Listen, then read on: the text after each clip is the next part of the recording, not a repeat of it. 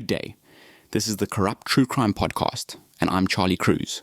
Today's episode is about one of America's most enduring mysteries that continues to confound investigators and forensic experts nearly 5 decades later. The vanishing of Teamsters union boss Jimmy Hoffa on a summer afternoon in 1975. A case where every scientific advancement and investigative technique has failed to provide answers. The restaurant parking lot was empty except for one car. A green Pontiac Grandville, unlocked, keys missing. Inside the nearby shopping center, a payphone receiver dangled from its cord, still warm. The man who'd made those calls had vanished into thin air. No struggle, no witnesses, no blood. Just gone. But here's what makes this interesting.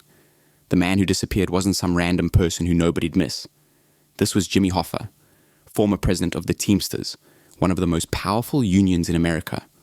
A man who'd faced down Bobby Kennedy, survived prison, and had more mob connections than a telephone switchboard.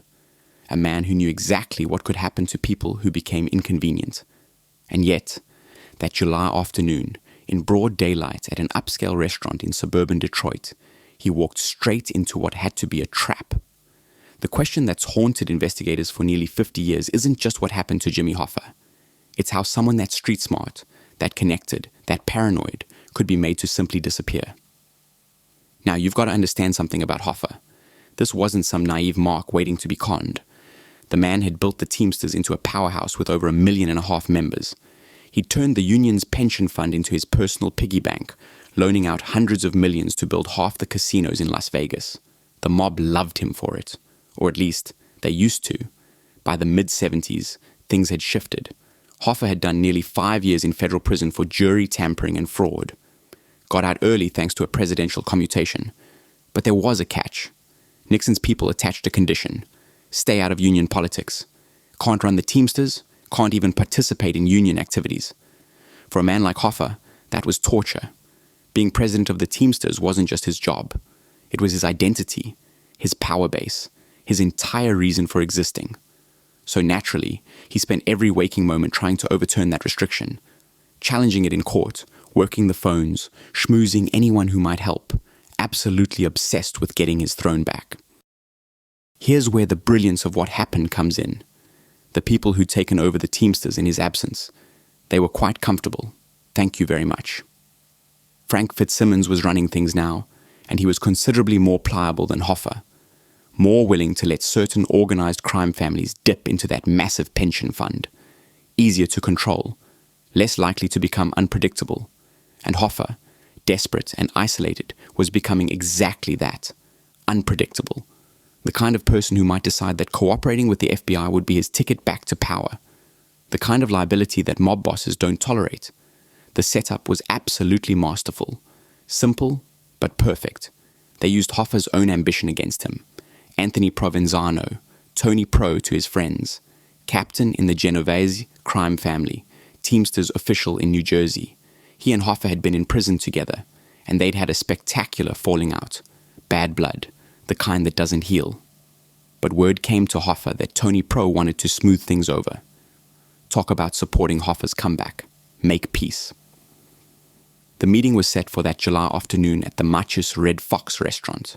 Nice place, upscale, in a good suburb. The kind of location where a man feels safe.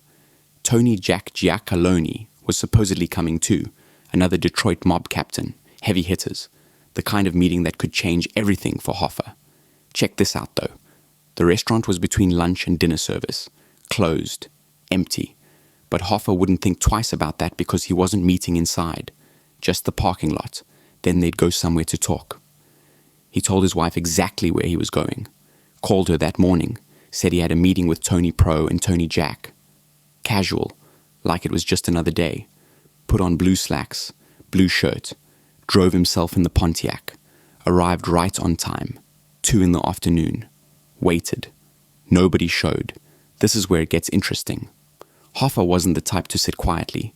He walked over to a nearby shopping center, used the payphone, called his wife.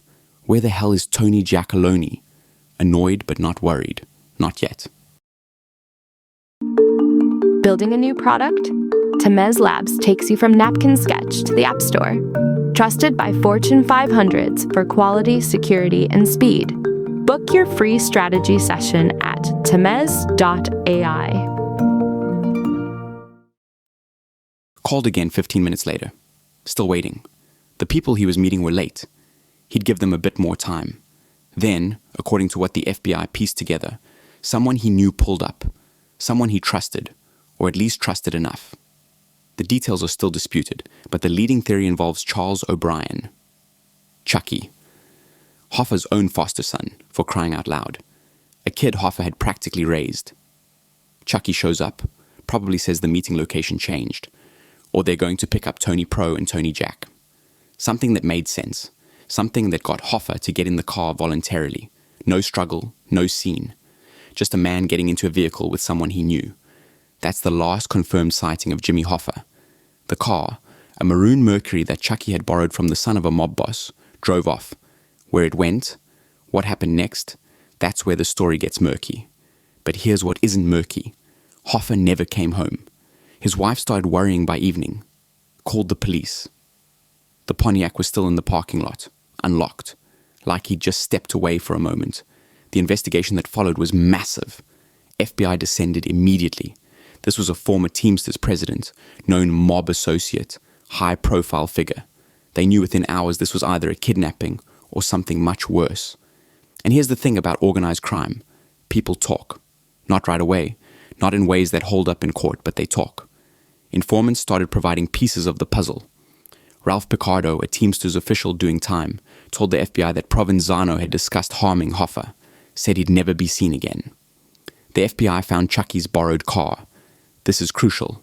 They brought in trained German shepherds, cadaver dogs. The dog alerted in the back seat. Strong indication of human remains. Then the forensics team found hair samples. Testing showed they matched Hoffa, so they had the likely getaway vehicle. They had the likely driver. What they didn't have was a body, a crime scene, or enough hard evidence to prosecute anyone. Because the people who organized this weren't amateurs.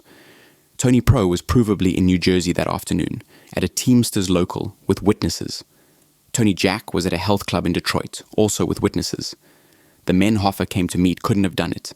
Perfect alibis. The people suspected of actually harming Hoffa, they weren't talking. Salvatore Briguglio, one of Provenzano's lieutenants, was a strong suspect. But before investigators could pressure him enough to flip, someone ended his life on a New York street. Convenient timing, that. Years went by. Decades. The FBI never stopped investigating. Grand juries were convened. Witnesses were compelled to testify. Some took the Fifth Amendment. Some claimed they knew nothing. Some provided tantalizing details that couldn't be verified. The theories multiplied like rabbits. Hoffa was buried under Giant Stadium in New Jersey. No, wait. He was encased in concrete at a construction site. Actually, he was cremated, or ground up and dumped in a swamp, or buried on a farm, or taken to a mob-connected funeral home and disposed of through their crematorium. Every few years, some new tip would come in. The FBI would dig up a field, excavate a building site, search a property. Nothing. Ever. Then, decades later, Frank Sheeran made waves. The Irishman, they called him. Teamsters official, mob enforcer, friend of Hoffa's. On his deathbed, he confessed to author Charles Brandt that he'd harmed Hoffa in a Detroit house, said the body was taken away, cremated, scattered. The confession became a book, then a massive Martin Scorsese film with Robert De Niro. But here's the problem. Lots of investigators don't buy it. Sheeran's timeline has holes. Some of his details don't match the evidence.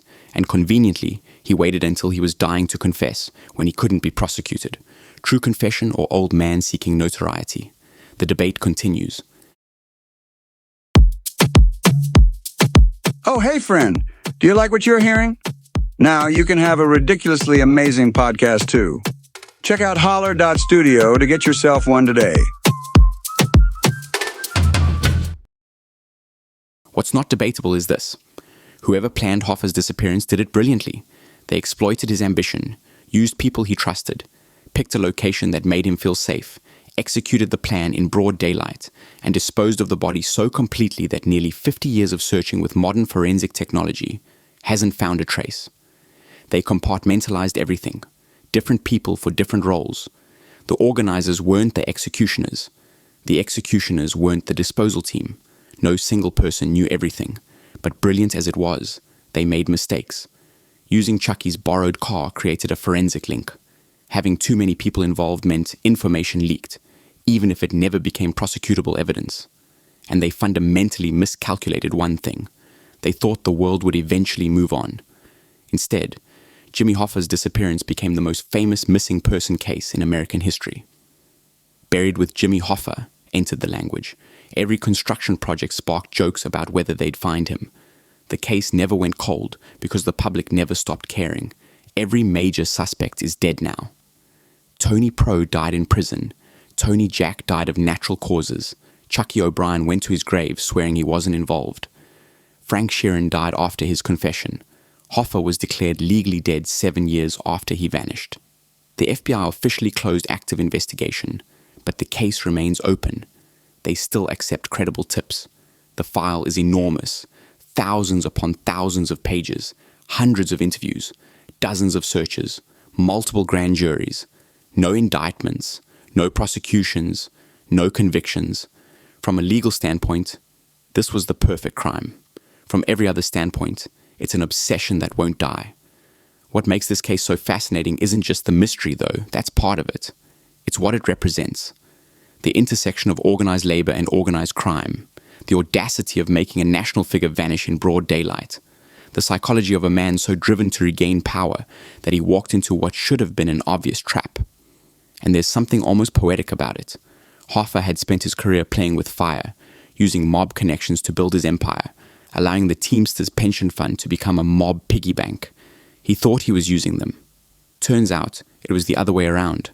When he became inconvenient, when his desperation made him dangerous, they simply erased him.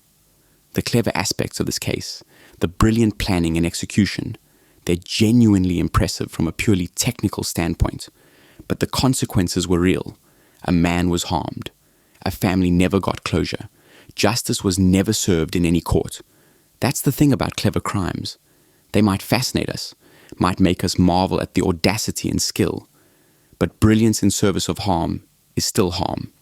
And somewhere, perhaps scattered to the wind or buried in concrete, or resting in a location that'll never be found, Jimmy Hoffa is a reminder that the cleverest criminals don't escape consequences.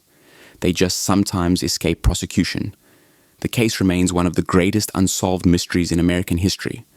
Not because investigators couldn't figure out what probably happened, but because the people who did it were just good enough, just careful enough, just ruthless enough to take their secrets to the grave. The thing about brilliant schemes is that they are seldom brilliant enough, and no matter how clever you are, the house almost always wins. Now, if you enjoyed our show, tap that follow button and 5 stars in our ratings. Catch you next time.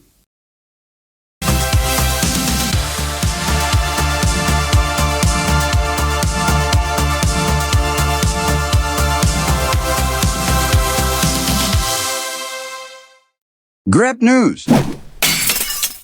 Tamez.